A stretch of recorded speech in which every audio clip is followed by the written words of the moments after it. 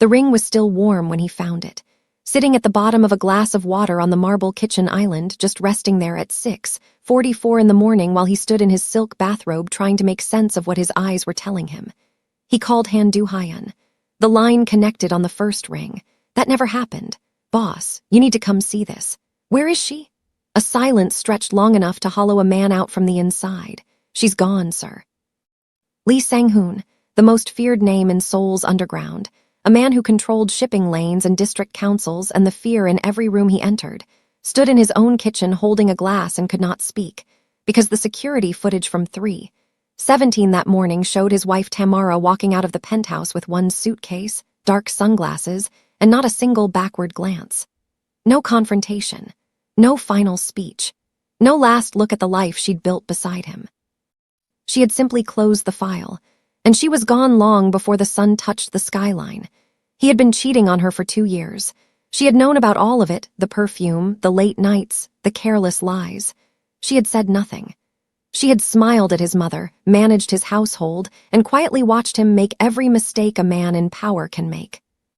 And then, on an ordinary Thursday night, she packed one suitcase and walked into the dark, leaving behind the syndicate leader who ruled half of Seoul and didn't have the first idea where to find his own wife. Hey besties, welcome back. If this is your first time here, go ahead and subscribe and turn that notification bell on, because this is one of those stories that's going to sit with you for days. Drop where you're watching from in the comments below. I love seeing how far this community stretches. Now let's get into it. He didn't have the first idea where to find his own wife, and standing in that kitchen at 6:44 in the morning, Lee Sang-hoon was beginning to understand that not knowing was going to be the least of what this morning cost him. The penthouse had never been this quiet. 31 floors above Gangnam, with the city lights still burning gold against a sky that hadn't decided yet whether it belonged to night or morning, and the only sound was the low hum of the refrigerator and his own breath, uneven, catching in his throat like he'd forgotten how to use it properly. He was still in his bathrobe.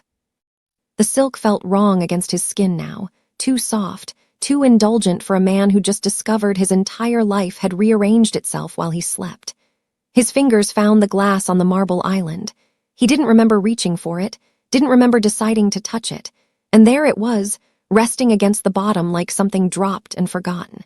Except nothing about this had been forgotten. Everything about this had been decided. He lifted the glass. The ring caught the kitchen light and threw a small gold reflection across the ceiling, and for a moment Lee Sang-hoon just stood there, watching that little wandering circle of light move across the plaster like it was looking for somewhere to land. His wedding band had sat on her finger for 2 years. He'd put it there himself, in a ceremony with 300 guests and a string quartet, and his mother crying into a handkerchief she'd embroidered herself. And now it was sitting in tap water on his kitchen counter, like something rinsed clean of him. Han Du-hyun stood a respectful distance away, near the doorway, the way he always did when he understood a room needed space before it needed words. He'd worked for Lee Sang-hoon for 11 years. He had seen this man face down rival bosses with guns pointed at his chest and not blink. He had never seen him like this. Boss, Du-hyun's voice was careful, the way you'd speak to someone standing near a ledge. The footage is ready if you want to see it. Lee Sang-hoon set the glass down. It made a small, precise sound against the marble, and somehow that sound felt louder than anything else in the room. Show me. They walked to the security office off the main hallway, a room with 3 monitors and the faint smell of old coffee, and Du-hyun pulled up the timestamp without being asked. 3:14 a.m. The hallway camera. And there she was, Tamara, in a dark coat he recognized, sunglasses on despite the hour, one suitcase rolling behind her and a leather bag over her shoulder. She didn't hurry. That was the detail that would come back to him later, in the weeks ahead, at 3 in the morning when sleep refused him. She didn't hurry. She walked the way she walked to church on Sunday mornings, unbothered, certain, like a woman who had somewhere to be and all the time in the world to get there. At 3:17, she reached the elevator. She pressed the button once. She did not look at the camera. She did not look back down the hallway toward the bedroom where he slept, unaware that the architecture of his life was quietly dismantling itself 11 feet away. The elevator doors opened. She stepped inside, and the last thing the camera caught before the doors closed was her profile, calm, composed. A woman closing a chapter she had already finished writing in her head months ago. "That's it," Do-hyun said quietly. Lobby camera confirms she got into a car waiting outside. Private service, paid in advance. Paid in advance. Lee Sang-hoon turned that phrase over in his mind like a stone with a sharp edge. A woman doesn't pay for a car in advance unless she's known the date of her departure for longer than a single night's decision would allow. This wasn't panic. This wasn't a woman fleeing a fight. This was a woman executing a plan. And that was the moment the real question settled into his chest, cold and heavy, displacing the shock that had gotten him this far. Not where is she? Not even why did she leave? The question that would follow him through every room of this penthouse for weeks to come was simpler and far more dangerous. How long has she known everything, and what has she been doing with that knowledge? Because Tamara Clement did not miss things. He'd fallen in love with that about her. The way she read a contract twice and caught what 3 lawyers missed. The way she remembered names and dates and small offenses years after everyone else had let them go soft with forgetting. He had married a woman with a mind like a steel trap, and then spent 2 years assuming that mind was too busy managing his household to notice him slipping out at midnight smelling like someone else's perfume. He had mistaken her silence for ignorance. Standing in that security office at 6:45 in the morning, watching his wife walk out of frame for the last time, Lee Sang-hoon understood with a sickness rising in his stomach that he had made the worst miscalculation of his life, and he had made it slowly, over years, without ever once noticing the ground shifting beneath him. "Sir," Do-hyun's voice again, gentler now. "There's something else, her office. It's been cleared. Files, the locked cabinet, all of it clean." Lee Sang-hoon didn't answer right away. He walked back through the hallway, past the framed photographs of a wedding day that now felt like it belonged to strangers, and into the small study Tamara had claimed as her own 2 years ago, the room with the good light. The room where she'd sit some evenings with her laptop and a cup of tea, telling him she was just handling a few things for the business. He'd never asked which business. He'd never asked much of anything if he was honest with himself, because he'd assumed a woman that composed, that graceful, that endlessly patient with his absences and his excuses, simply didn't have anywhere else her mind wanted to be. The cabinet doors stood open, empty. He stood in the doorway of that room for a long time, 5 districts of Seoul answering to his name, judges and border officials who owed him favors they'd rather die than admit to. And he could not, in that moment, locate a single person on earth who could tell him where his own wife had gone or what, exactly, she had taken with her when she left. The ring was still on the counter behind him, sitting in water gone still and clear, catching the first real light of morning. And somewhere in the city, in a car already miles from this building, Tamara Clement was riding away from the only life she'd built here without a single glance back.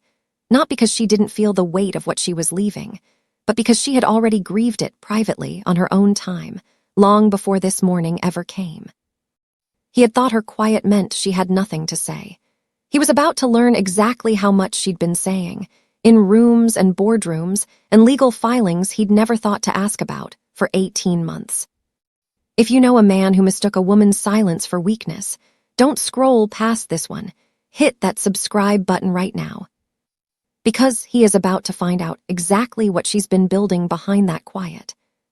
And before we go further into Lee Sang-hoon's morning, if stories like this one, about the strength it takes to walk away and the strength it takes to rebuild after, speak to something in you, you need to meet the 2 women waiting for you in this collection. One story will break your heart, the other will heal it. Love, loss, hope, the kind of journeys you don't forget by the time the credits roll in your mind. Tap the link in the description or the pinned comment to grab your copy right now. And if you're watching this on your TV tonight, just grab your phone, open the camera, and scan the QR code on your screen. It'll take you straight there. 18 months of legal filings he'd never thought to ask about, but 3 years earlier, in a ballroom in Itaewon full of chandelier light and clinking glasses, Lee Sang-hoon hadn't been thinking about filings at all. He'd been thinking about a woman standing at the window with her back half turned to the room, holding a glass of champagne she wasn't drinking, watching the city lights the way most people in that room watched him. He remembered the exact moment he noticed her, because it was the exact moment nobody else in the room seemed to notice him. That alone was rare enough to stop him mid-conversation with the Japanese trade minister. He'd been charming for the better part of an hour. Every other woman in that ballroom had positioned herself within his eyeline the moment he walked in, a practiced kind of orbiting, subtle enough to look accidental, the kind of attention he'd stopped registering as flattering years ago because it never varied. This woman hadn't turned around once. He crossed the room toward her, trailing the quiet ripple that always followed him, conversations dipping, eyes flicking his direction and then politely away, two of his security detail falling into step a respectful distance behind. She had to have felt it. Everyone always felt it before they saw him. But when he stopped beside her at the window, she didn't startle, didn't smile the practiced smile he'd grown so used to that he'd forgotten what an unpracticed one looked like. She just glanced at him, once, the way you'd glance at someone blocking a doorway. "You're standing between me and the view," she said. Her Korean was fluent, unhurried, with the faint clip of an accent he couldn't immediately place, American. He'd learn later, Chicago, though in that moment all he registered was that she'd spoken to him the way a person speaks to someone they expect to move. He didn't move, not right away. "Do you know who I am?" "I know exactly who you are." She turned back to the window, unbothered, as if the matter had already been settled to her satisfaction. "That wasn't the question. The question was whether you were planning to keep standing there." Behind him, he heard the faint shift of his security detail, the kind of tension that usually preceded someone learning a very fast lesson in manners. He lifted a hand, barely, and they stilled. Because something in him, something that had gone quiet and calculating for as long as he could remember, the part of him that measured every room for threat and advantage before he'd even finished his first drink, that part of him had gone very still too, and very interested. He stepped aside. She didn't thank him. She simply resumed her view of the skyline, and he stood there a moment longer than any sensible man would have, wondering how a woman who clearly knew exactly what he was capable of could look at him like he was, at most, mildly inconvenient furniture. "Tamara Clement," she said, before he'd worked up the nerve to ask. "I do due diligence on cross-border trade contracts. I'm not here for the champagne, and I'm not here for you, so if the next thing out of your mouth is a line, I'd rather you save us both the time." He laughed an actual laugh, unguarded, the kind that surprised even him, because it had been a long time since anyone had spoken to him like he was simply a man in a room rather than the man who owned the room. "No line," he said. "Just a question. What would make it worth your time?" She considered him for a moment, really considered him, the way he imagined she read a contract, looking for the clause someone was hopping she'd skim past. "Intelligence," she said finally. "Actual conversation, not performance." She glanced toward his security detail, then back at him, something flickering behind her eyes that wasn't quite amusement but lived in the same neighborhood. "You people perform so much you've forgotten how to just talk." "You people." He noted the phrase and let it go, filed it somewhere he'd return to later, because in that moment he was far more interested in the fact that this woman had looked past 3 armed men and the weight of his reputation and simply seen a man she found, at present, unremarkable. Nobody had looked at him like that in years, maybe ever. That was the night he decided he would marry her, though it would take him 8 months of proving it before she'd let herself believe he meant it. He pursued her the way he did everything, thoroughly, relentlessly, with a patience that surprised his own men, who were used to watching him take what he wanted and move on within the week. He learned her schedule and never once used that knowledge to corner her, only to arrive, coincidentally, wherever she already was, the same trade conferences, the same charity galas, always a respectful distance away, always leaving the next move to her. He sent no extravagant gifts in those first months. He'd learned, within their second conversation, that flowers and jewelry made her suspicious rather than flattered. "What are you compensating for?" She'd asked him once, dry as sand, and he never made that mistake again. Instead, he sent her articles on trade law he thought she'd find interesting, with no note attached except sometimes a single line of commentary. And slowly, over the careful architecture of months, she began answering. By the 6th month, she was meeting him for dinner without pretending it was coincidence. By the 7th, she'd told him flatly, without softening it, that she found him more intelligent than his reputation suggested, which from Tamara Clement was as close to a declaration as he was going to get, and he'd taken it as one. There was a question, though, that sat unspoken between them for most of those 8 months, one he sensed but couldn't name until much later.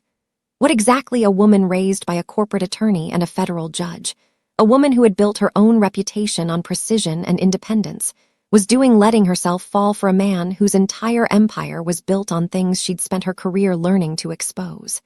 He never asked her directly. He told himself it was because the answer didn't matter. The truth, he'd understand only after she was gone, was that some part of him had been afraid of what her answer might reveal about how closely she was already watching him. The night he proposed, on the rooftop of the same building where they'd met, she didn't cry, didn't gasp, didn't do any of the things he'd half expected from watching other men propose to other women. She looked at the ring for a long moment, then looked at him, steady, unblinking. "I need you to hear this clearly, Sang-hoon, because I'm only going to say it once," she said. "I will manage your household. I will stand beside you at every event you need me at. I will be, by every measure anyone outside these walls can see, your wife. But I will never dissolve who I am into what you do. My name, my work, my mind, those stay mine. Always. If you can't live inside that arrangement, tell me now, and we'll both save ourselves a great deal of trouble." He should have heard it as a warning. He would spend the rest of his life understanding that he had heard it, instead, as a challenge. One more thing he was certain. In his arrogance, he could eventually win her out of. He'd said yes without a moment's hesitation, slid the ring onto her finger on that rooftop with the whole glittering city spread out beneath them, and told himself that a woman who loved him the way she seemed to would soften that boundary in time, the way every boundary eventually softened under enough patience and enough proof of devotion.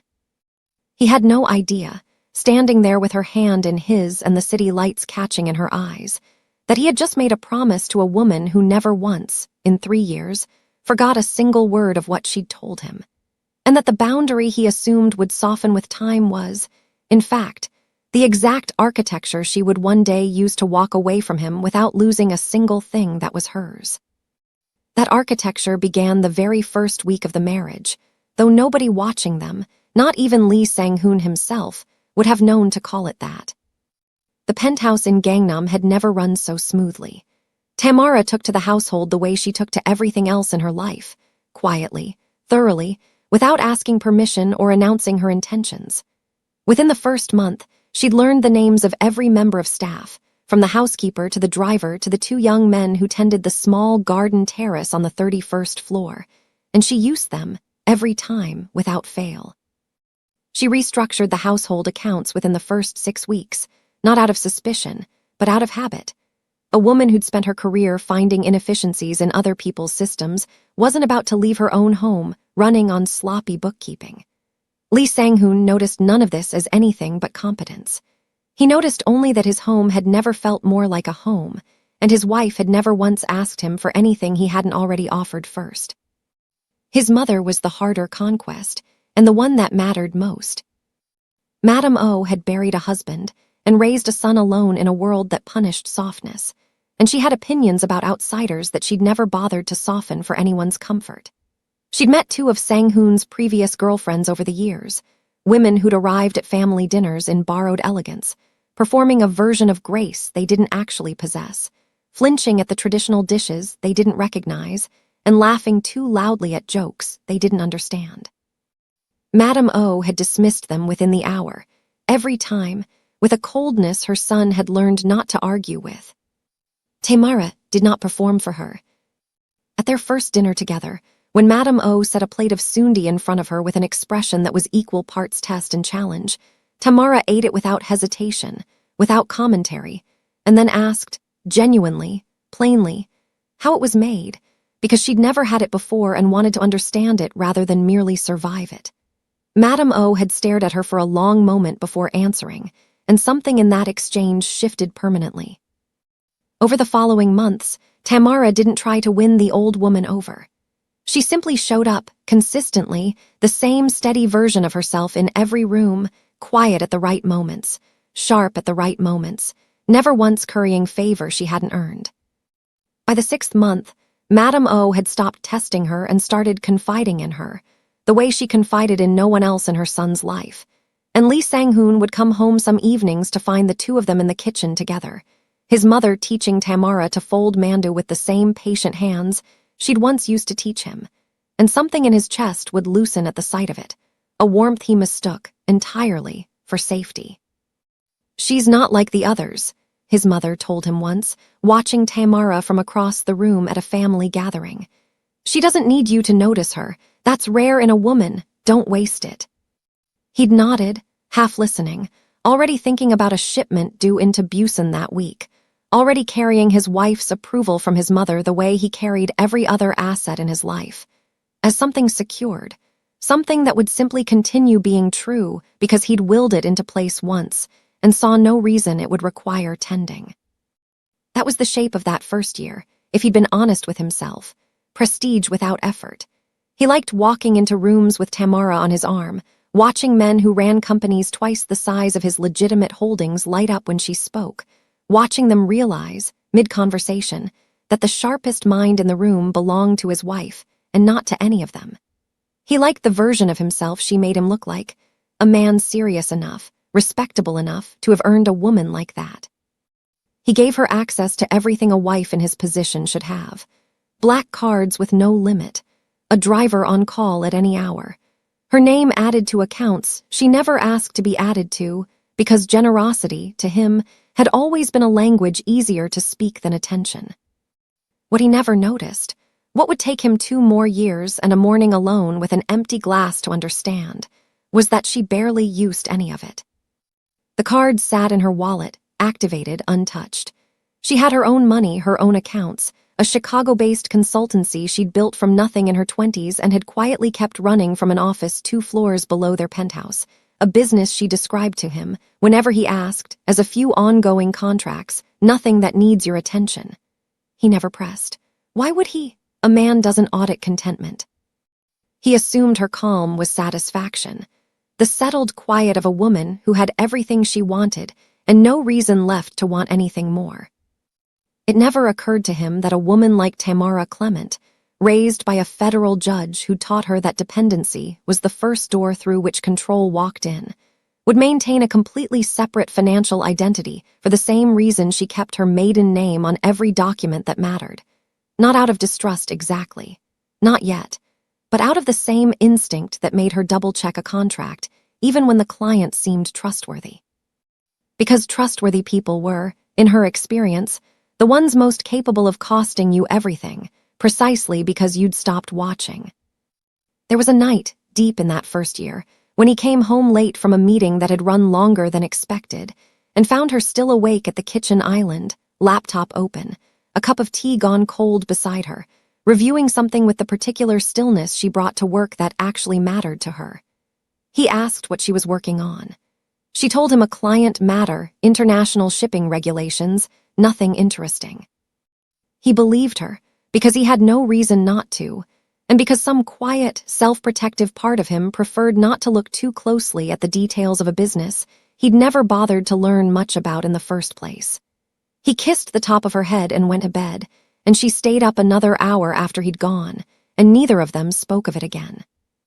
What he didn't know, what nobody in that penthouse knew except Tamara herself, was that the shipping regulations on her screen that night belonged to a company whose name he would come to know intimately, 2 years later, in a very different context, sitting across from 3 lawyers who would explain to him, with a gentleness that would feel like an insult, exactly whose signature his entire trade network now required.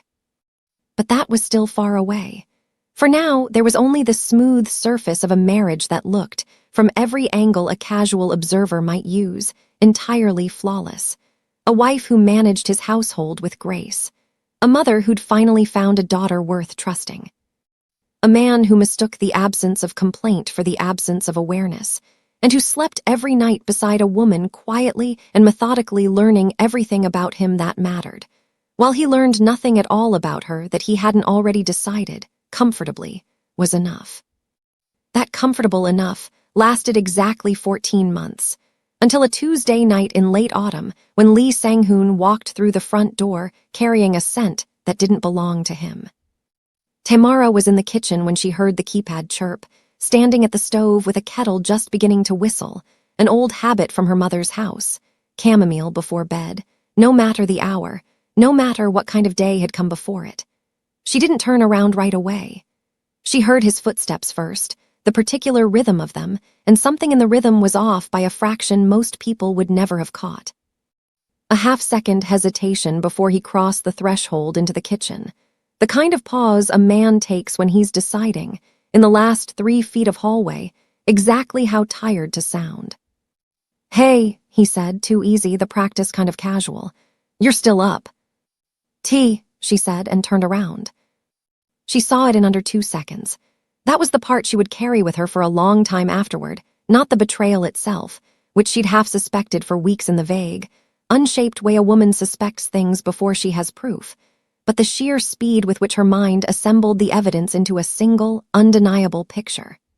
The scent first, something floral and expensive, not her perfume, not anything she owned, sitting on his collar like a signature. Then the loosened tie, knotted differently than he'd left that morning, the kind of small detail a man doesn't think to correct because he assumes no one's counting. Then his eyes, not guilty exactly. Lee Sang-hoon didn't do guilt well. He'd built his entire life avoiding the emotion, but careful, performing steadiness, the way a man does when he's just come from somewhere he's already decided not to mention. And then there was his phone. He was holding it slightly away from his body, thumb resting over the screen even though it was dark, even though no one had asked to see it, a small unconscious gesture of a man protecting something he hadn't been asked to protect. She watched him do it. She watched the exact way his hand curled around the device, defensive before there was any threat to defend against, and in that single motion she understood more than any confrontation would have told her. She said nothing. The kettle screamed behind her, and she turned back to it, calm, unhurried, and poured the water over the tea leaves the way she did every night. And for 1 full minute the only sound in that vast, beautiful kitchen was water and steam, and the faint tick of the wall clock. And Lee Sang-hoon stood there watching his wife make tea like nothing in the world had shifted, and some small, cowardly part of him exhaled, believing, for one more night, that he'd gotten away with something. He hadn't. He had simply been given a different kind of consequence, one that wouldn't announce itself for 2 more years. "Long day?" she asked, not looking at him, stirring honey into her cup. "Meetings," he said. "You know how it gets." "I do," she said, and there was nothing in her voice, no edge, no accusation, no crack, just the flat, even tone of a woman confirming a fact she already possessed. She carried her tea past him, close enough that she could smell the perfume clearly now, close enough to name the notes of it if she'd wanted to, and she pressed a light kiss to his cheek on her way to the bedroom, the same kiss she gave him every night, and said, "Don't stay up too late." He stood alone in the kitchen for a long moment after she'd gone, phone still in his hand, and told himself, with the particular relief of a man who has just avoided a screaming match he wasn't prepared for, that he'd dodged something. He had no idea he'd just walked directly into it. Tamara didn't cry that night. She lay awake beside him long after his breathing evened into sleep, staring at the ceiling of the bedroom in the home she'd built with her own hands, and she let herself feel it, fully, privately, in the dark, where no one, not even the man breathing beside her, would ever be permitted to witness it. There was a grief in that moment that had nothing performative in it at all, the quiet, bone-deep disappointment of a woman realizing that a promise made on a rooftop 3 years ago had just been broken by the very man who'd made it, casually, without even the decency of a difficult conversation. She let that grief move through her the way a storm moves through, completely, and then finished. Because somewhere in the stillness of that night, a memory surfaced, clear and steady, the voice of her mother from a kitchen in Chicago decades earlier, a federal judge's voice, measured even in anger. Emotional outbursts feel like power in the moment, Tamara, and they cost you everything by morning. A woman who screams shows her hand. A woman who stays quiet keeps every card until she's ready to play them. She had believed that lesson her whole life. She had never needed it more than she needed it that night. By the time the sun rose over Gangnam, Tamara Clement had made a decision, though nothing in her outward demeanor would have betrayed it to anyone, least of all the man sleeping soundly beside her. She would not scream. She would not confront him with accusations he'd only deny, would not hand him the satisfaction of watching her come undone, would not give his mother or his men or the gossiping wives of his associates a single scene to whisper about at the next gathering. She would do something far more dangerous than any argument could accomplish. She would watch, she would learn, and she would build, patiently and invisibly, the exact means of her own freedom, using the one language Lee Sang-hoon had never once thought to guard against her, the very business empire he'd handed her a front-row seat to, believing all along that her interest in it was nothing more than a devoted wife's affection for her husband's success. There was a question that would follow her through the coming months, one she didn't yet have the full shape of an answer to, not whether she could build an exit, because she already knew she could, but how long she would have to wait, and how much of herself she'd have to fold away in the meantime, before the moment came that made walking away not just possible, but complete. She rose before dawn the next morning, as she always did, and made his coffee the way he liked it, and kissed him goodbye at the door. And if he'd looked closely, if he'd ever once, in 14 months or the 2 years that followed, looked closely enough to notice, he might have seen that something fundamental in his wife had quietly, permanently changed overnight, and that the war for his empire had already begun in a kitchen, over a cup of tea, without him ever hearing the first shot fired. If you caught her playing chess while he was still playing checkers, drop "chess not checkers" in the comments right now, because what Tamara does with the next 18 months is going to make you want to stand up and applaud. That first shot went unheard because it wasn't fired with a raised voice. It was fired 3 weeks later, on a quiet Sunday afternoon, when Tamara set down her book, looked across the living room at her husband reviewing shipping manifests on his laptop, and asked, with nothing more than mild curiosity in her tone, how exactly a man moved container freight through 3 different ports without triggering the same customs review twice. Lee Sang-hoon looked up, surprised, and if she was reading him correctly, and she was always reading him correctly now, genuinely pleased. In 14 months of marriage, Tamara had never once asked him a real question about his business. She'd nodded politely at dinner parties when other men's wives glazed over during shop talk, had managed his household with total competence while keeping a respectful, uninterested distance from anything that touched the actual machinery of his empire. He'd assumed, comfortably, that this was simply who she was, brilliant in her own lane, uninterested in his. "You want to know about shipping logistics?" He'd almost laughed, not unkindly, more delighted than anything, the way a man is delighted when a thing he loves suddenly seems to interest the person he loves most. "I read contracts for a living," she said, setting her book aside entirely now, giving him her full attention in a way she rarely did with his work. "I'm curious how the legal structure holds up under that kind of routing complexity. It seems like it would create exposure." It was, Tamara would reflect much later, one of the most honest sentences she ever said to him, and also one of the most devastating, because he heard only the first half of it. His wife was curious. His wife wanted to talk to him about something that actually mattered to him, and missed entirely the second half, the part where a woman who built her career finding exposure in other people's contracts had just told him, plainly, to his face, exactly what she intended to go looking for. He talked for 2 hours that Sunday. He hadn't talked that freely about the architecture of his business to anyone in years, not to his lieutenants, who only needed to know their piece of it, not to his mother, who preferred not to know the details at all, and certainly not to any of the women who'd come before Tamara, who'd never once asked a question that wasn't really about themselves. He explained the shell structure of his shipping fronts, the way legitimate trade volume moved alongside the volume that wasn't, the real estate holdings that laundered through legal channels clean enough to survive any audit a bored customs officer might run. He drew it for her, at one point, on a legal pad, an actual diagram, boxes and arrows, his signature required here, a subsidiary's signature required there. And Tamara sat beside him on that couch, nodding, asking the occasional clarifying question, her expression the picture of a devoted wife delighting in her husband's success. Inside, she was building a map. That became the shape of the following 18 months, unfolding so gradually that Lee Sang-hoon never once noticed the pattern of it.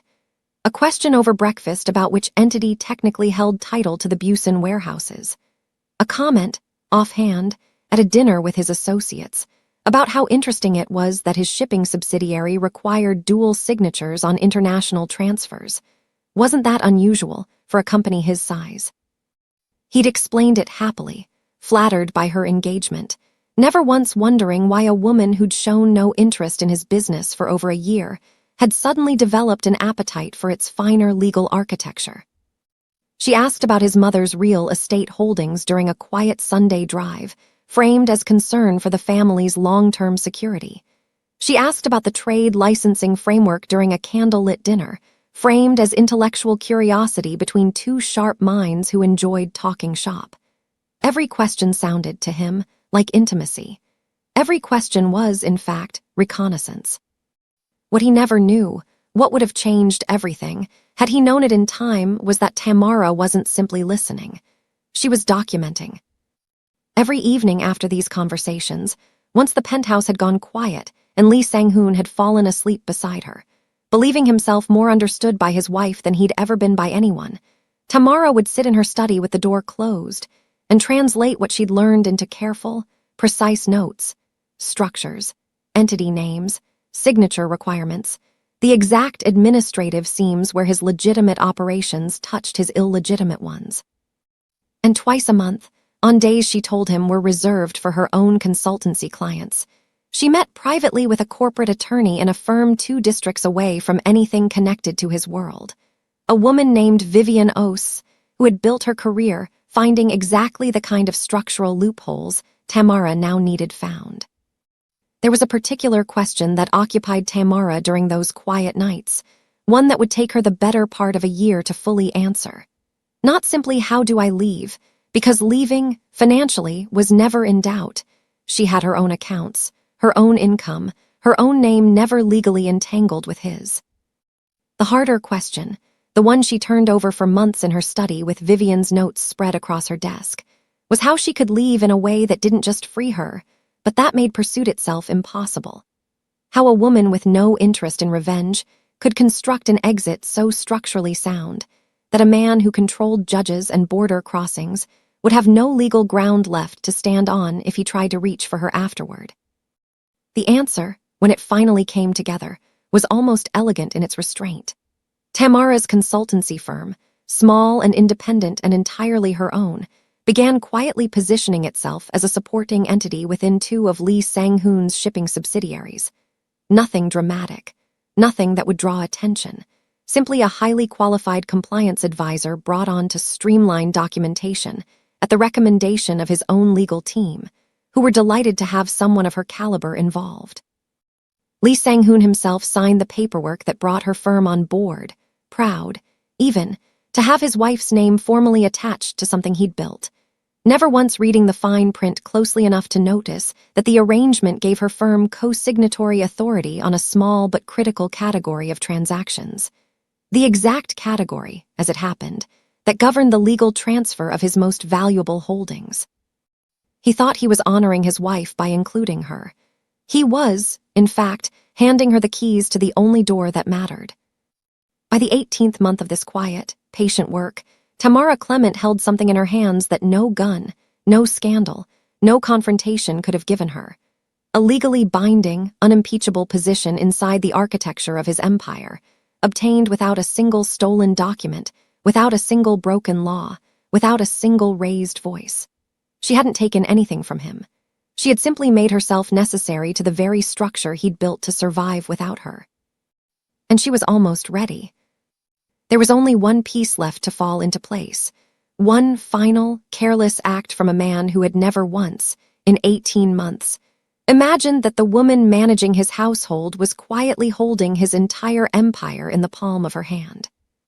If this kind of quiet, brilliant strategy has you sitting up a little straighter tonight, if you love watching a woman build her freedom instead of begging for it, I'd love for you to consider supporting this channel by grabbing the novel collection linked in the description and the pinned comment. It's a completely different story from Tamara's, but it carries that same spirit. A woman who has lived, who has loved, who has lost, and who finds her way back to herself. Every copy you grab helps keep stories like this one coming to your screen. And if you're watching on your TV tonight, just pick up your phone and scan the QR code right there. It'll take you straight to it. That final careless act didn't announce itself with any drama at all. It arrived the way most downfalls do, quietly, in the shape of a man who had simply stopped being afraid. Somewhere in the second year of the marriage, Lee Sang-hoon had grown comfortable in a way that would have alarmed him, once, in his younger and more careful years. The first affair, the one from that Tuesday night 14 months in, had ended not because he'd been caught. He never truly believed he had been, but because the club operator had grown tired of being the secret and moved on to a man with fewer complications. He'd felt, in the aftermath of that, a strange and dangerous relief. Nothing had happened. No confrontation, no scene, no consequence at all.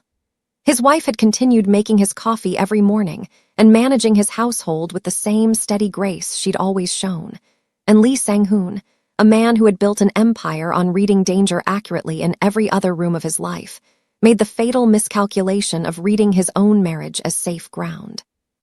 By the time Min Ah-young entered his life, he had stopped being careful altogether.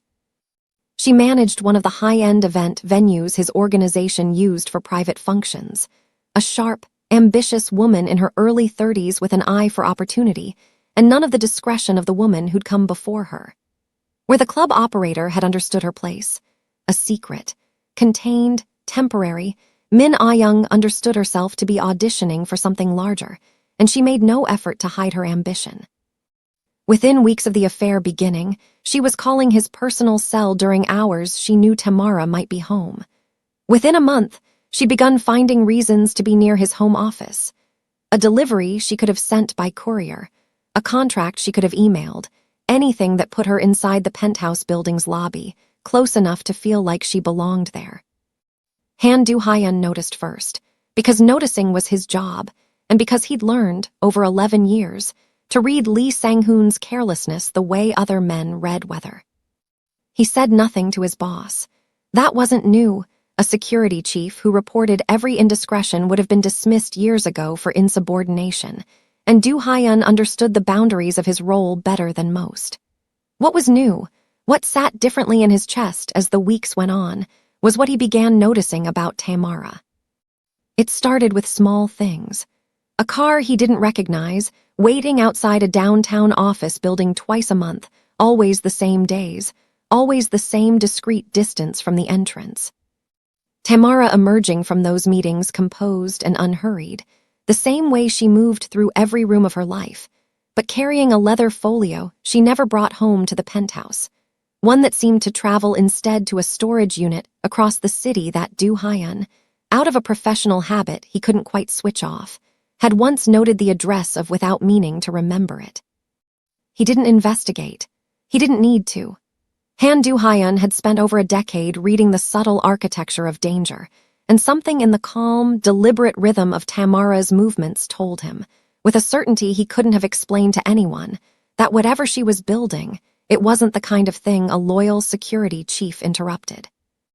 There was a night, midway through that stretch, when he found himself standing outside Lee Sang-hoon's home office long enough to hear Min Ah-young's laugh drifting down the hallway bold, unbothered, entirely too comfortable for a woman who had no business being in that apartment at all, and Do-hyun made a decision that would follow him for the rest of his life.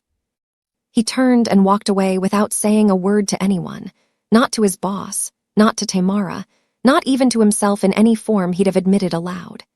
He had watched Lee Sang-hoon build an empire on other people's fear for 11 years. He had never once seen him show real fear himself, not even the healthy kind, the kind that keeps a man careful with the people who actually deserve his loyalty. And some old, tired part of Do-hyun, a part shaped by years of watching Tamara manage a household with more grace and dignity than the man she'd married had ever earned, decided, quietly, that whatever storm was building over that penthouse, his boss had spent 2 years personally constructing the clouds. Min Ah-young, for her part, had no idea she was standing beneath any storm at all. She'd convinced herself, with the particular blindness of ambition unchecked by wisdom, that Tamara's calm was weakness, That a woman who never raised her voice, who never made a scene, who greeted her. On the rare occasions their paths crossed at events, with nothing but cool, unbothered politeness, must simply not know, or worse, must know and lack the will to fight for what was hers. She began, in the final months before everything came apart, taking small liberties she would have never dared a year earlier, arriving 15 minutes early to events, so she could be photographed near Lee Sang-hoon before Tamara arrived, wearing a bracelet to a gallery opening that anyone who looked closely would recognize as a piece he'd once shown Tamara in a catalog and never purchased, a small cruel signal meant for an audience of one. Tamara noticed. Tamara noticed everything, and she said nothing, because nothing needed saying yet, because the woman who had spent 18 months quietly securing legal authority over the very foundation of her husband's empire understood something neither Lee Sang-hoon nor his mistress had yet grasped. That impunity doesn't make a man careful. It makes him reckless in exactly the ways that eventually cost him everything. There was a question beginning to form in that final stretch, one that even Tamara herself hadn't fully answered yet. Not whether her plan was complete, because the legal architecture of it very nearly was, but what, precisely, would be the spark. She had learned, in her career and in her marriage both, that even the most perfectly constructed exit needed a moment, a single clean justification that would let her walk away without a shred of doubt trailing behind her. She didn't need Lee Sang-hoon to suffer for it. She didn't even need him to understand it, not right away. But some part of her, the part raised by a mother who taught her that timing was its own form of power, wanted the moment to be undeniable, not just to herself, but to him. She didn't have to wait long. Min Ah-young, emboldened by months without consequence and blind to the ground, shifting beneath her borrowed confidence, was already planning something reckless enough to hand Tamara exactly what she'd been waiting for: a public stage, an audience, and the perfect, undeniable cover to walk out of that penthouse for the last time. If watching a brilliant woman quietly dismantle an entire syndicate without ever raising her voice is exactly the kind of justice you came here for tonight, go ahead and hit that subscribe button right now, because Min Ah-young is about to make the biggest mistake of her life, and you do not want to miss it. The stage Min Ah-young chose was a private gallery opening in Cheongdam, one of those glittering, invitation-only affairs where half the room was there for the art, and the other half was there to be seen deciding whether the art was worth their time. And Tamara arrived that evening in deep emerald silk, her hand resting lightly on Lee Sang-hoon's arm, entirely unaware that she was about to be handed the last piece of evidence she needed. She noticed Min Ah-young the moment she walked in, the way she noticed everything, filed the information away without breaking stride, without so much as a flicker crossing her composed expression. The woman was dressed in red, a deliberate red, the kind chosen specifically to catch light and attention in a room full of muted, expensive neutrals, and she'd positioned herself near the entrance with the practiced casualness of someone who wanted to look like she'd simply happened to be there, though Tamara understood within seconds that nothing about her presence was accidental. Min Ah-young had no legitimate connection to this gallery, no reason to be on this guest list, and yet there she stood, champagne in hand, watching the door. Lee Sang-hoon saw her a beat later, and Tamara felt the almost imperceptible tension travel through his arm beneath her hand. A stiffening, quickly smoothed over, the reaction of a man realizing two worlds he'd taken great care to keep separate had just collided in a room with 60 witnesses. He said nothing. Tamara said nothing either, though she noted, with the same clinical precision she'd have applied to a contract clause, exactly what his silence told her about which woman he intended to protect that evening. She didn't need him to protect her. She had never needed that, not really, and certainly not from a woman wearing borrowed confidence like a costume. Min Ah-young made her first approach 20 minutes later, drifting close under the thin pretense of admiring the same sculpture Tamara happened to be standing near, positioning herself just close enough to be impossible to ignore without looking pointed. "The gallery has such interesting pieces tonight," she said, her eyes flicking toward Lee Sang-hoon across the room before returning, sharp and expectant, to Tamara's face. "Don't you think, Mrs. Lee?"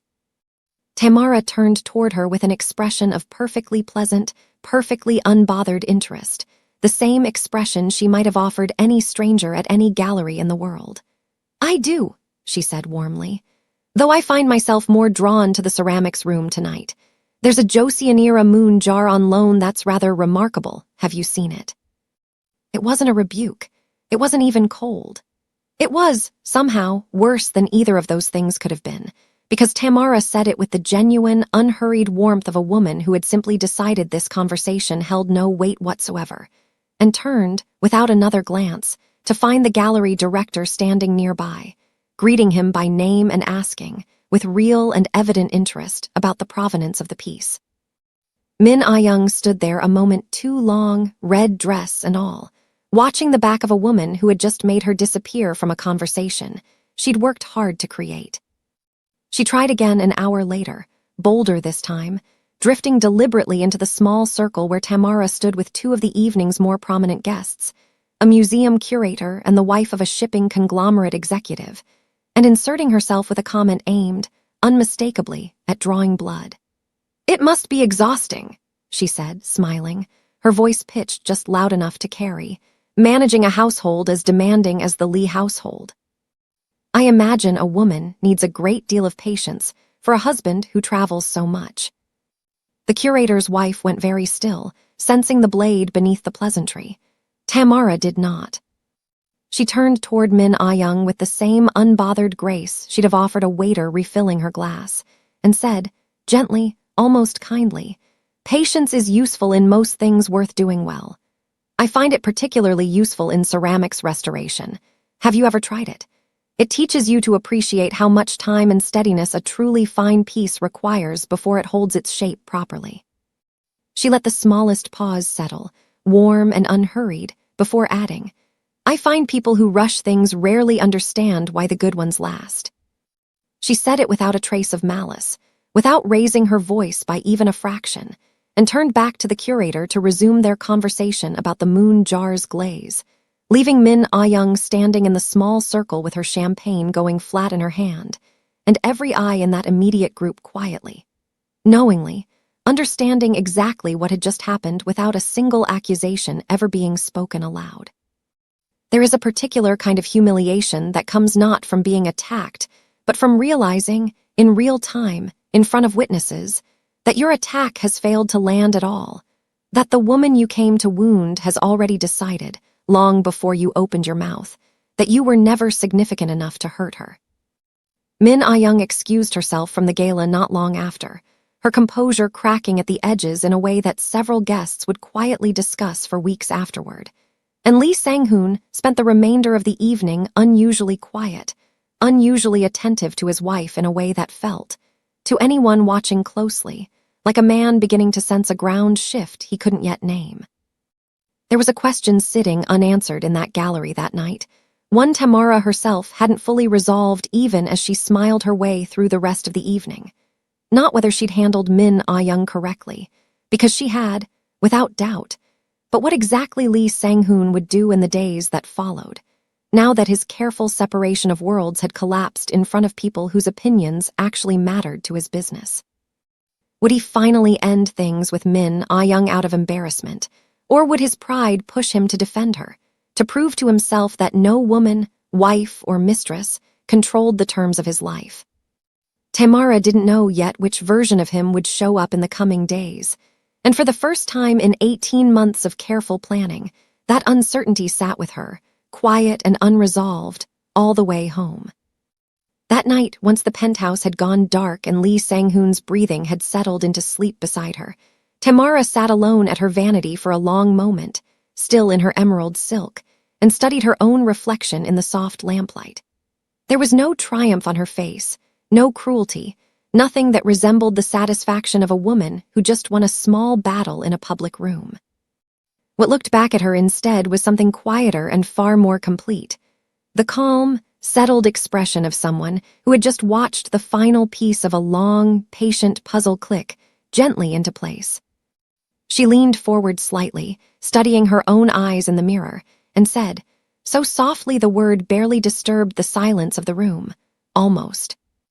Somewhere behind that single word sat 18 months of careful documentation, a legal position no attorney in Seoul could unwind, and a household about to feel a very different kind of quiet. One Lee Sang-hoon would not recognize as danger until it was already standing in his kitchen, waiting for him, with nowhere left for him to run. If you believe walking away with your dignity intact is the ultimate win, if you felt that gallery moment in your chest the way I did, comment, clean exit below, because Tamara is about to show this man exactly what a clean exit really looks like. That nowhere left to run began, quietly, on an ordinary Thursday evening 11 days later, in the last kitchen Tamara Clement would ever call her own. She decided on steak before she decided on anything else, decided it the way she decided most things now, with a calm, private deliberateness that had nothing to do with sentiment and everything to do with precision. Not a farewell dinner. She would never have allowed herself anything so theatrical, nothing that might, in hindsight, look like she'd been performing an ending rather than simply living an ordinary night. It needed to be exactly what it appeared to be. A wife making dinner for her husband on a Thursday, nothing more, nothing that would later strike anyone as strange when they tried to reconstruct, in disbelief, how a woman could walk out of a marriage without so much as raising her voice. She went to the market herself that afternoon, something she rarely did anymore with a household staff to handle such things. But she wanted her hands on the ingredients, wanted the small physical ritual of choosing them. A well-marbled cut of dry-aged rye fingerling potatoes, a bundle of asparagus still cool from the case, a bottle of the Cabernet Lee Sang-hoon, favored on the rare nights he allowed himself to actually relax. She carried the bags home herself too, through the quiet late afternoon streets of Gangnam, and if anyone who passed her on the sidewalk had looked closely, they would have seen nothing but an elegant woman running errands, giving no indication whatsoever that she was, in fact, walking through the final hours of a life she had spent 3 years building and 18 months carefully, invisibly dismantling. The kitchen smelled like butter and rosemary by the time Lee Sang-hoon came home that evening, earlier than usual, his tie already loosened, his shoulders carrying the particular slackness of a man who'd had, for once, an uneventful day.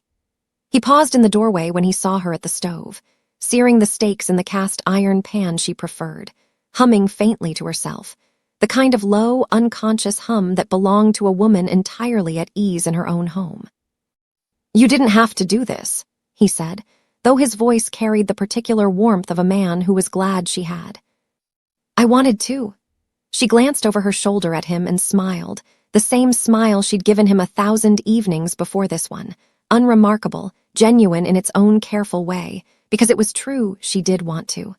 She wanted, more than she could have explained to him, one final evening that felt like the good version of what they'd once been, before she closed the door on all of it for good. Not for his sake, for her own. A woman deserved to remember the best of a thing, even as she walked away from the worst of it. They ate at the kitchen island rather than the formal dining room, the way they used to in the earliest months of the marriage, before formality had crept back into their evenings, the way it always does once the newness of a life together settles into routine. The steak was perfect, and he told her so, cutting into it and closing his eyes briefly at the first bite in a way that would have delighted her once, and now simply registered, quietly, as one more piece of evidence in a case she'd stopped needing to build. He ate her food the way he'd eaten it for 3 years, with real pleasure, real gratitude even, and it never once occurred to him, not that night and not in all the nights before it, to wonder about the woman whose hands had made it, what she carried in her chest while she stood at that stove, what she'd given up and quietly grieved in rooms he never thought to enter. Their conversation that evening was almost aggressively ordinary, and Tamara had chosen it to be that way on purpose.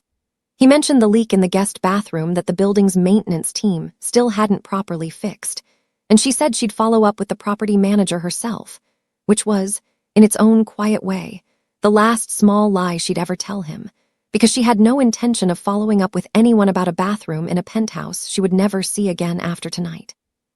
He talked, briefly and without real weight, about a shipment delayed at the Busan port, and she asked 1 or 2 questions about it with the same mild, practiced interest she'd cultivated for 18 months, though she already knew, from her own careful documentation, precisely which entity was responsible for that shipment, and precisely how her signature would, within the week, become relevant to its resolution.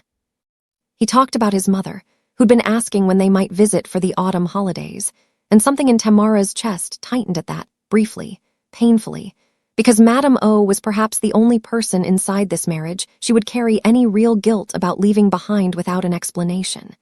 She let the tightness pass without letting it show on her face. She had gotten very good over 3 years at letting things pass without letting them show. There was a moment, near the end of the meal, when Lee Sang-hoon reached across the island and took her hand, an unguarded, easy gesture, the kind he rarely made any more in the comfortable inattention that had settled over the later years of their marriage. "This was good," he said. "All of it.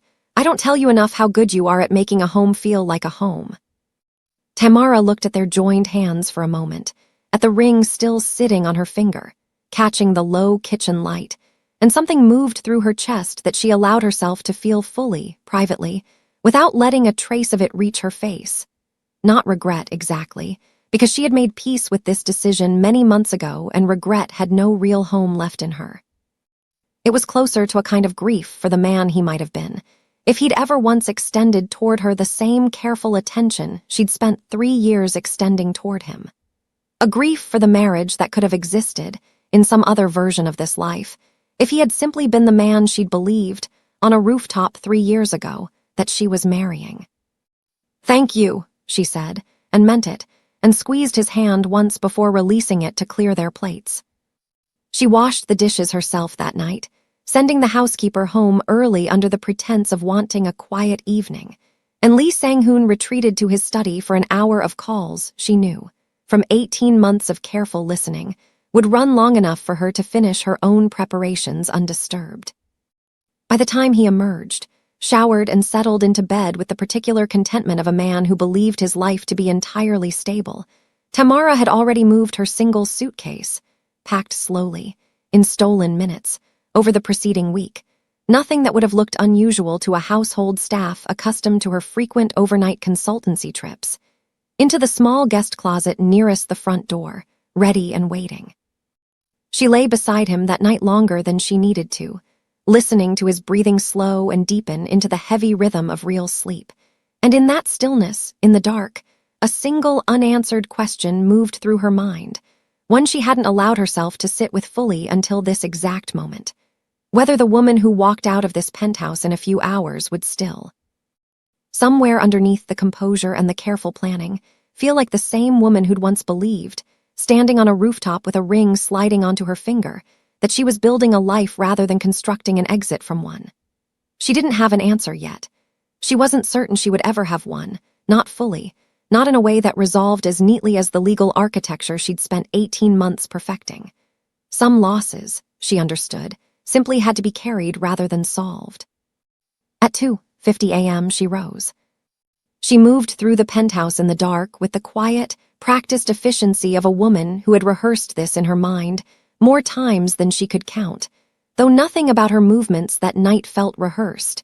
They felt, instead, like the natural conclusion of everything that had come before.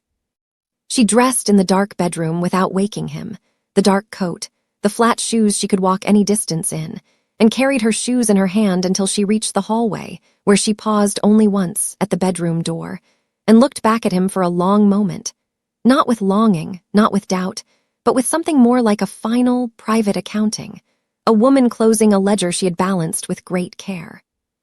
She did not wake him. She did not leave him a letter, because a letter implied an explanation was owed, and she had decided, months ago, that the dossier waiting for him on the Marble Island would explain more than any letter ever could, in language he would understand far better than sentiment, the precise, undeniable language of legal fact. In the kitchen, under the same low light where she'd cooked his dinner only hours earlier, Tamara set her suitcase by the door and walked once more to the Marble Island. She filled a glass with water from the tap, unhurried, the same steady hands that had seared his steak that evening now working with the same calm precision toward something far more permanent. She slid the wedding ring from her finger, 3 years exactly since a rooftop, since a promise she'd made in good faith and he had broken in careless increments over time, and let it fall gently into the glass, watching it settle at the bottom, catching what little light the kitchen offered. Beside the glass, she placed the sealed dossier. Thick, precise, the product of 18 months of quiet documentation, containing nothing stolen, nothing illegal, nothing he could ever use against her in any court in any country, only the truth of what her signature now legally required, and what would happen to his most critical trade holdings the moment he tried to move against her. She looked at the two objects sitting together on the marble, the ring in the water, the folder beside it, and understood, with a clarity that settled over her like the calm after a long storm, that she had left him something far more damning than an insult or an accusation. She had left him a mirror. He would stand in this kitchen in a matter of hours, and for the first time in his adult life, he would be forced to look at exactly who he'd become, with nowhere left to look away.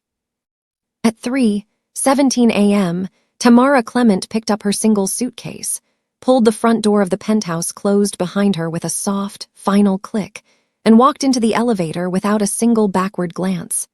Not because she felt nothing, but because she had already grieved everything worth grieving, privately, in the quiet hours of 18 careful months, long before this night ever arrived. The car was waiting exactly where she'd arranged for it to be. She gave the driver no destination beyond the airport, settled into the back seat, and watched the glittering skyline of Gangnam slide past the window and shrink slowly behind her. And somewhere in that fatting skyline was a penthouse, a sleeping man, and a glass of water holding the last physical trace of a promise he had broken so many times he'd forgotten it was breakable at all. She did not know in that moment, riding away in the dark, exactly what he would do when he woke. She did not know how long it would take him to understand the full shape of what she'd built, or whether some part of him, in the wreckage of that morning, would finally see the woman he'd spent 3 years failing to truly look at. What she knew, with a certainty that settled deep and permanent in her chest as the airport lights rose ahead of her, was simpler than any of that, and it was enough. She was free. And whatever came next, whatever legal storm broke over that penthouse in the hours ahead, she would not be standing in it. That legal storm arrived precisely at 10:00 a.m., when 3 attorneys filed into Lee Sang-hoon's private conference room carrying leather folios and the particular grim composure of men who had spent the last 4 hours preparing to deliver news they did not want to deliver. He'd spent those 4 hours in a state he didn't have a name for, because it was a state he had never once occupied in his adult life.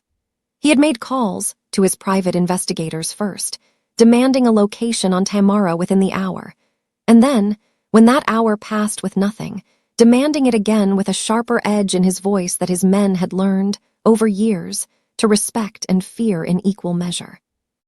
He did Han Do-hyun pull every camera feed within a mile of the building, every toll record from the private car service, every flight manifest departing Incheon before dawn, certain, with the absolute confidence of a man who had never failed to find anything he'd truly decided to find, that Tamara would surface within the hour, cornered and explainable, a problem he could solve the way he solved every other problem in his life. She hadn't surfaced, and sometime around 8:30 a.m., standing in his study with the ring still sitting in that glass of water on the kitchen island, because he could not bring himself to touch it again, Lee Sang-hoon had finally opened the sealed dossier she'd left beside it. He hadn't understood most of it on first read, dense legal language, entity structures, cross-referenced signature clauses, and that, more than anything, was what had sent him reaching for his phone to summon his legal team at an hour most attorneys would have refused if the call had come from anyone other than him. He wanted it explained. He wanted badly for someone to tell him this was nothing, a formality, a wife's parting shot with no real teeth behind it. That was not what he got. His lead attorney, a precise, gray-haired man named Kwon who had represented Lee Sang-hoon's family for over 20 years and had never once, in that time, walked into a room looking as uneasy as he did now, set the dossier down on the conference table and did not sit immediately, which Lee Sang-hoon would later understand was its own kind of warning. "Before we begin," Kwon said, "I want to be clear that we have reviewed this document 3 times overnight, from every possible angle, looking for an error, a loophole, anything that would give you room to maneuver. We did not find one. Lee Sang-hoon felt something cold settle low in his chest, the first true chill of the morning. Tell me what she did. She didn't do anything illegal, said the second attorney, a younger woman named Bae who handled the corporate side of his legitimate holdings. That's the first thing you need to understand, because it matters enormously for what comes next. Mrs. Lee took no money that wasn't legally hers. She removed no documents that weren't already accessible to her under the consulting agreement your own legal team executed 18 months ago. She has broken no laws that we can identify, which means there is no theft charge to file, no criminal complaint that would hold up for even a day in front of a judge. Then what? Lee Sang-hoon said, his voice lower now, dangerous in a way that would have made most people in that room flinch, is the problem. Kwon exchanged a brief glance with his colleagues before answering, the kind of glance 3 lawyers share when none of them wants to be the one to deliver the specific sentence that follows. The problem, he said finally, is that 18 months ago, when your organization brought Mrs. Lee's consultancy on as a compliance advisor for the shipping subsidiaries, the agreement her firm negotiated, an agreement, I should note, that you personally signed, granted her co-signatory authority on a specific category of transactions. International transfer authorizations, asset reclassifications above a certain threshold. Any restructuring of the holding entities that route through those 2 subsidiaries. So remove her, Lee Sang-hoon said. Terminate the agreement today. We can't, Bae said quietly. The silence that followed lasted 3 full seconds, and in those 3 seconds Lee Sang-hoon felt. For the first time since he was a very young man clawing his way up through Seoul's underground with nothing but nerve and violence to recommend him, something he could only describe later to himself as fear. Explain that to me, he said, slowly. Kwon opened the dossier to a tabbed section and turned it to face him. The agreement is structured so that any termination of Mrs. Lee's co-signatory role requires unanimous consent from all listed signatories, including her own. There is no unilateral exit clause on your side. We looked. Your previous legal team drafted this section, and at the time, given the trust and, frankly, the marriage itself, no one flagged it as a risk, because no one anticipated a scenario where a wife who held this authority would ever have reason to use it against the very organization she was meant to be protecting. Then buy her out, Lee Sang-hoon said, his voice rising now, the calm control that had carried him through 2 decades of violent men and violent decisions finally beginning to fracture.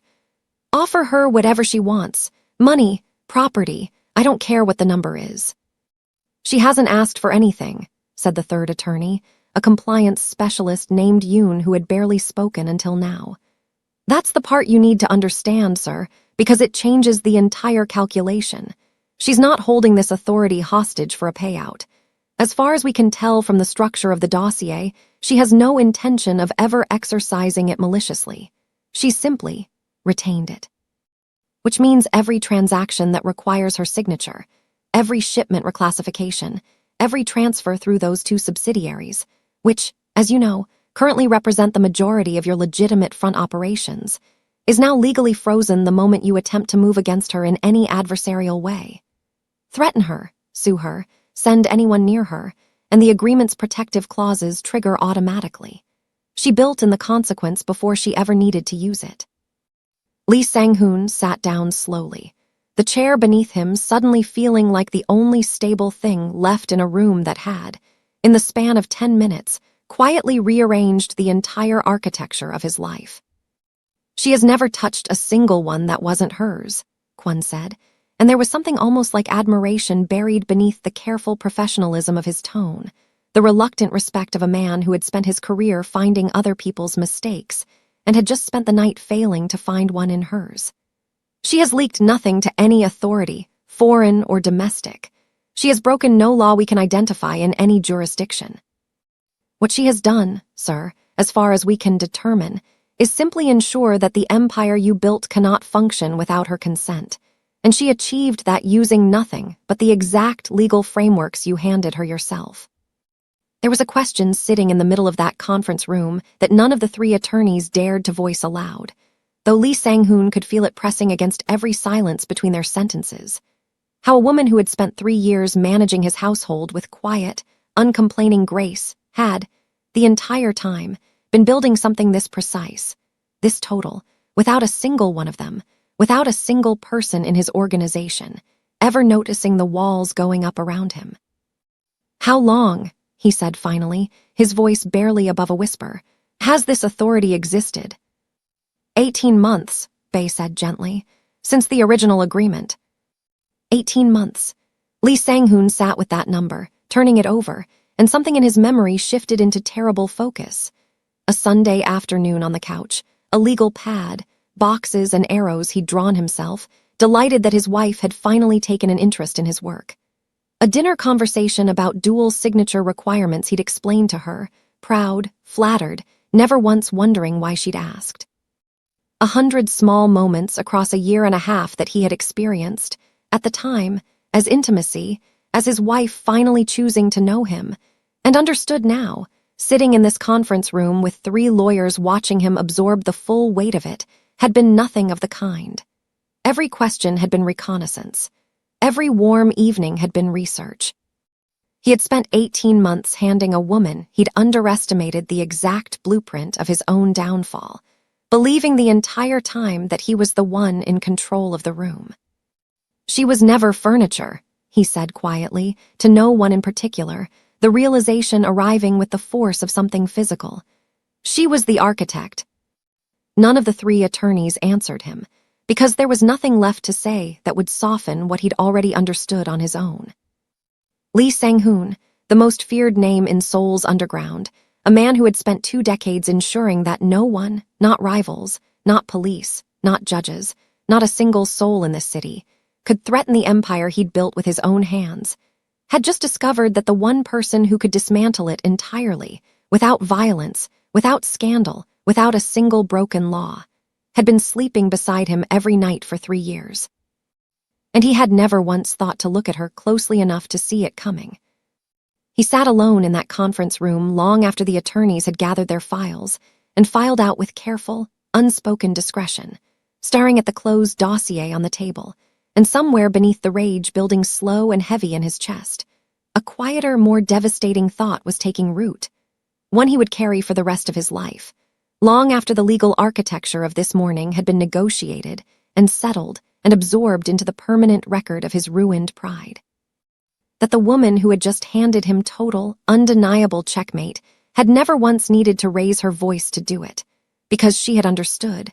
From the very first night, she caught the scent of another woman on his collar, that real power had never lived in the noise at all. If watching a man who thought he held all the power finally understand exactly how outmatched he's been has you sitting up in your chair right now, hit that notification bell, because Tamara's final chapter, the one where she walks into the life she actually built for herself, is coming, and you do not want to miss the ending this story has earned. Real power had never lived in the noise at all, and 6 months later, on the 14th floor of a glass building overlooking the Thames, Tamara Clement understood that truth more completely than she had on the night she first learned it in a Gangnam kitchen with a cup of cooling tea in her hands. Her office in London caught the morning light in a way she'd grown to love more than she expected to floor-to-ceiling windows facing the river, the water moving slow and silver beneath a sky that rarely stayed one color for long, and on her desk, always, a single cup of tea going cold while she worked, because some habits, she'd learned, weren't worth breaking simply because the life around them had changed completely. Her consultancy had grown faster than even she had projected, word of her work moving quietly through the kind of rooms where reputation mattered more than advertising ever could, corporate boards, who needed someone who understood not just contract law, but the human architecture behind it, the way power actually moved through an organization when no one was watching closely enough to notice. She'd opened a second office in New York 3 months earlier, and she split her time now between the 2 cities, between 2 skylines that belonged entirely to her, unclaimed by anyone else's name. She had built this from nothing, twice now. Once in her 20s in Chicago, with nothing but a law degree and her mother's voice in her head, reminding her that precision outlasted passion every time. And again here, at 41, with the added weight and the added freedom of a woman who had already survived losing everything she thought she wanted and discovered, on the other side of that loss, exactly how much of herself had never actually belonged to the life she'd left behind. There was a young associate on her team, a sharp junior analyst named Renata who'd been with the firm for only 4 months, who asked her once, over a late evening finishing a filing together, whether she ever regretted it, the marriage, the years in Seoul, all of it. Tamara had considered the question honestly before answering, because she made a practice of never offering easy answers to real ones. "No," she said finally. "I don't regret loving him. I regret how long it took me to understand that loving someone and protecting yourself from them aren't opposite instincts. They can live in the same decision if you're patient enough to build it that way." She'd smiled then, faintly, returning to the document in front of her. "I got the protecting part right eventually. That's enough." It was, she had come to believe, more than enough. She had rebuilt a life entirely her own, with no household to manage for anyone else's comfort, no careful performance of contentment layered over private calculation, no perfume on a collar to read in 2 seconds before deciding, once again, to say nothing. She dated occasionally, carefully, on her own terms and no one else's timeline, and she had made her peace slowly with the parts of herself that still carried the old caution forward. The part that noticed things quickly, that read a room before she trusted it, that would likely never again fully release the instinct Lee Sang-hoon had taught her to sharpen against her will. She didn't resent that instinct anymore. She had simply made it hers, the way she'd made everything else hers, in the end. There was one question that visited her. Occasionally, in quiet moments she didn't examine too closely. Not whether she'd made the right decision, because she never doubted that, not for a single night in 6 months. It was smaller than that, and stranger. Whether Madame O, the only person inside that marriage who had ever truly seen her without an agenda attached, understood any of what had happened, or whether she'd simply been left, like her son, to construct her own private theory of a daughter-in-law who vanished one morning without explanation. Tamara had written her a letter once, in the 2nd month, careful and warm and entirely honest within the bounds of what was safe to say, and had never sent it. She kept it in a drawer in her London office instead, unfinished business she wasn't yet ready to close, though she suspected, someday, she might finally send it. In Seoul, the season had turned twice since the morning Lee Sang-hoon stood in his kitchen holding an empty glass, and the man who now moved through that penthouse bore only a passing resemblance to the one who had once filled every room he entered with an easy, careless confidence.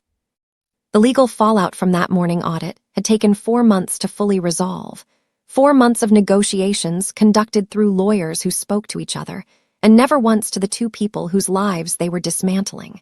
And in the end, Lee Sang-hoon had done the only thing his attorneys could advise him to do without triggering the protective clauses Tamara had built into that agreement. He restructured. Quietly, methodically, without the fanfare or the violence his younger self might once have brought to a crisis this size, he began unwinding the riskiest of his shipping fronts, consolidating what remained into cleaner, more defensible holdings, releasing his claim on 2 of the subsidiaries entirely rather than risk another entanglement like the one he'd nearly lost everything to. It cost him a fortune. It cost him, more permanently, the reputation he'd spent 2 decades building as a man who could never be outmaneuvered. A reputation that had quietly, irreversibly cracked the moment word moved through Seoul's underground, as such things always eventually do, that the great Lee Sang-hoon had been checkmated by his own wife, using nothing but patience and a signature clause. He dismissed Min Ah-young within a week of that morning audit, not out of any renewed sense of loyalty to a marriage that no longer existed, but out of something closer to disgust. A clean, cold recognition that she had cost him more than she had ever been worth, that her recklessness at that gallery had been the final domino in a collapse 18 months in the making, and that he had, in some bitter and belated way, allowed a woman of no real substance to hasten the loss of the only one who'd ever had any. She left his life the way she'd entered it, loudly, with accusations, and a scene in the lobby of his building that his security team handled with practiced efficiency, and he never spoke of her again. What remained, in the months that followed, was quiet. He kept the penthouse, though he rarely used more than 2 of its rooms now, the bedroom and the kitchen, where he still, most evenings, poured himself a single glass of water and set it on the marble island before he could stop himself. An old habit turned into something closer to ritual, though he could never fully explain to himself why he kept doing it. The ring was gone. He'd removed it from the glass the morning after that audit, unable to look at it any longer, and had it placed unceremoniously in a small box in a drawer he never opened. But the glass itself remained, empty now, sitting on that same spot on the marble counter most nights, and he would stand there sometimes, in the quiet after his men had gone home, and the penthouse had settled into the particular silence he'd once mistaken for peace, staring at it, at the space where a ring had once caught the morning light, and feel the full, permanent weight of exactly what his carelessness had cost him. He had rebuilt what could be rebuilt. His organization survived, smaller, more cautious, stripped of the reckless confidence that had once defined it. His mother had aged visibly in those months, and though she never once spoke Tamara's name to him in anger, he'd caught her, more than once, sitting alone with a photograph from the wedding, her expression unreadable, and he understood without needing to ask that he had cost her something too. A daughter she'd finally learned to trust, gone from her life as completely as if she'd never existed at all. There were nights, more of them than he would ever admit to anyone, when Lee Sang-hoon allowed himself to sit with the full truth of what he'd lost. Not the legal authority, not the reputation, not even the marriage itself in any conventional sense, but the specific, irreplaceable experience of having been truly known by someone and having failed, through years of casual, accumulated carelessness, to know her back.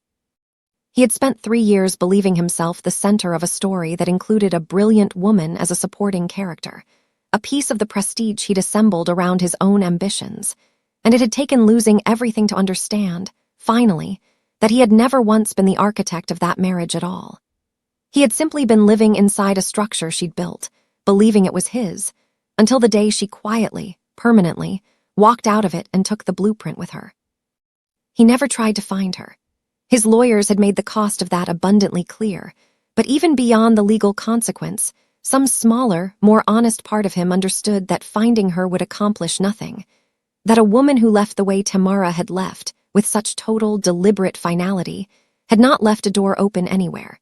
Not even a small one, not even for an apology he genuinely, belatedly wanted to give her. He kept that apology instead in the same private place. He kept the empty glass and the boxed ring, unspoken, unresolved. A permanent fixture of a life he now understood, with brutal clarity, he had built on assumptions he'd never once bothered to test.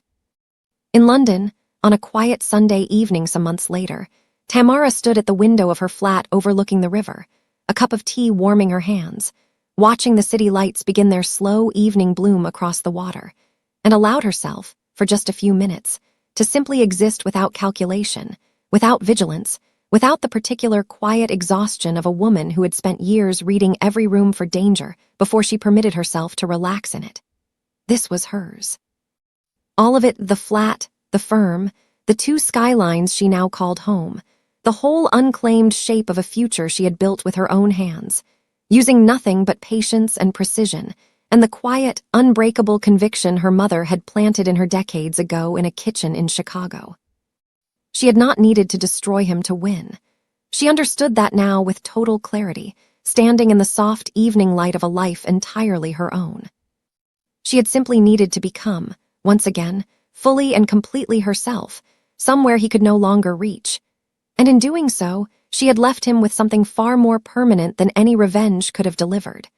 An empty glass on a marble island, and a lifetime to understand exactly what he'd let slip through his hands, while he was busy believing himself the only person in that penthouse worth watching. If this story reminded you of the quiet, extraordinary power it takes to walk away with your dignity intact, share this video right now with someone who needs to hear that reminder tonight. Because real power was never about the noise, and Tamara proved that from the very first frame of her story to the very last. And if her journey moved something in you, if you found yourself rooting for a woman who chose herself. Quietly and completely, I want you to meet 2 more women whose stories will stay with you the same way. This collection carries the same spirit that made Tamara's story unforgettable. One story that will break your heart, and one that will heal it completely. Love, loss, hope, the kind of journeys that don't leave you when the story ends. Tap the link in the description or the pinned comment to grab your copy today and treat yourself to the kind of story you'll want to read again and again. If you're watching tonight from your couch, just lift your phone, open the camera, and scan the QR code right there on your screen. Your next unforgettable story is one scan away.